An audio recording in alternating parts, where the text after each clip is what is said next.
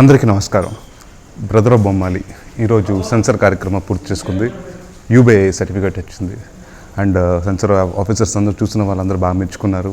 It's gonna B high entertainment అని.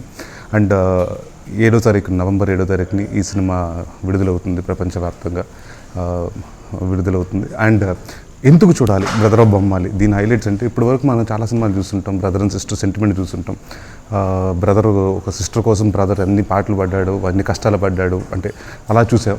The first time అసలు అంటే సిస్టర్ అంటే ఎలా ఉండాలి అని ఇప్పుడు వరకు మనం తెలుగు సినిమాలు చూస్తూ వచ్చాం. ఎలా ఉండకూడదు అన్నది ఫస్ట్ టైం మీరు బ్రదర్ ఆఫ్ బొమ్మాలిలో చూస్తారు.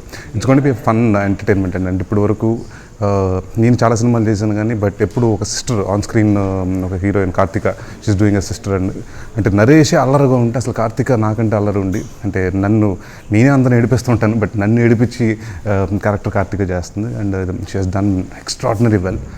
డాన్సులు కానివ్వండి, లేకపోతే అంటే ఈ సినిమాలో హైలైట్ అంటే నాకు తెలిసి కార్తిక గురించి చెప్పాలి. ఎందుకంటే తను మా అందరికీ తెలుసు రాధా గారు ఎంత మంచి డాన్సరు. ఈ సాంగ్లో ఫర్ ద ఫస్ట్ టైం, అంటే ఇప్పటివరకు మనం చాలామంది హీరోల్ని లెగ్ మూమెంట్స్ చేయడం చూసాం కానీ ఫర్ ద ఫస్ట్ టైం తనే వచ్చి ఇనిషియేటివ్గా నేను చేస్తాను, ఎందుకంటే క్యారెక్టర్ అలా ఉంటుంది, ఒక చిన్న టామ్ బాయ్, ఒక మగరాయిడ్లా బిహేవ్ చేస్తుంది. సో ద ఫస్ట్ టైం ఆ అమ్మాయి లెగ్ మూమెంట్స్ చేసింది. అండ్ సుడిగాడుతో నాతో యాక్ట్ చేసిన మోనల్ ఈ సినిమాలో మళ్ళీ ఇద్దరు కాంబినేషన్ చేస్తున్నాం. అండ్ ఈ సినిమాలో లీడింగ్ కమెడియన్స్ మొత్తం మన ఇండస్ట్రీలో ఉన్న బ్రహ్మానందం గారు కానీ ఉన్న అందరు కమెడియన్స్ అందరూ ఉన్నారు, ఎల్వి గారు, ఆలీ గారు మొత్తం. అండ్ విచిత్రం ఏంటంటే ఈ సినిమాలో అంటే ఇప్పటివరకు మన కెల్లీ డార్జీ గారిని, లేకపోతే అభిమన్యు సింగ్ని, చాలా వినయ్ గారిని, వాళ్ళందరినీ చాలా విలన్స్గా చూసాం. అంటే సినిమాలో రక్త చరిత్రలో చూసాం, నా కెల్లీ డార్జీ గారు చాలా సినిమాలో చూసాం. ఫర్ ద ఫస్ట్ టైం వీళ్ళతోటి కామెడీ చేస్తే ఎలా ఉంటుంది అని ఒక ఐడియా వచ్చింది. సో కెల్లీ డార్జీ గారు ఫర్ ద ఫస్ట్ టైం నాకు తెలిసి, ఎందుకంటే ఆయన షూటింగ్ చేస్తున్నప్పుడు చాలా ఎక్సైట్ అయ్యి, నేను ఇప్పటివరకు అసలు ఎప్పుడు జీవితంలో కామెడీ చేయలేదండి. So he was so excited, అంటే ఒక డిఫరెంట్ క్యారెక్టర్ వచ్చిందని.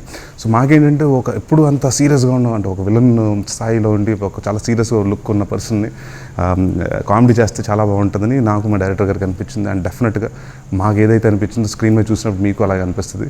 అండ్ శేఖర్ చంద్ర గారు మ్యూజిక్ డైరెక్టర్ అండి ఈ సినిమాకి.